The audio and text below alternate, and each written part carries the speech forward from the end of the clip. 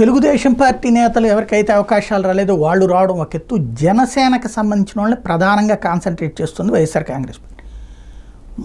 సరే హరిరామ జోగయ్య రావడము, ముద్రగడ పద్మనాభం అంటే అందులో కాదు, కానీ ముద్రగడ పద్మనాభం కూడా ఏది కాపు సామాజిక వర్గానికి సంబంధించిన నాయకుడు ఇటు వైసీపీలో చేరడం ఒక ఎత్తు.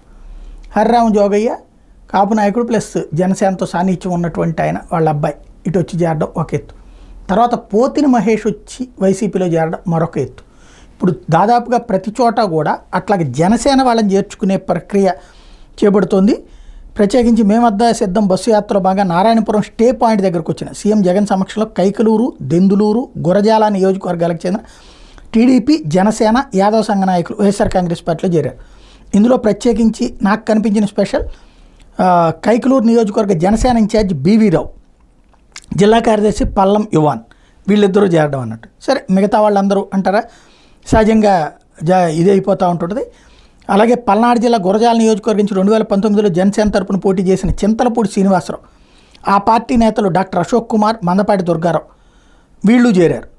అలాగే అంటే జనసేన వాళ్ళని చేర్చుకోవడం మీద మిగతా వాళ్ళు చాలామంది ఉన్నారు, టీడీపీ వాళ్ళు బట్ జనసేన వాళ్ళకి ప్రత్యేక ప్రాధాన్యం ఇస్తున్నట్టు కనబడుతోంది.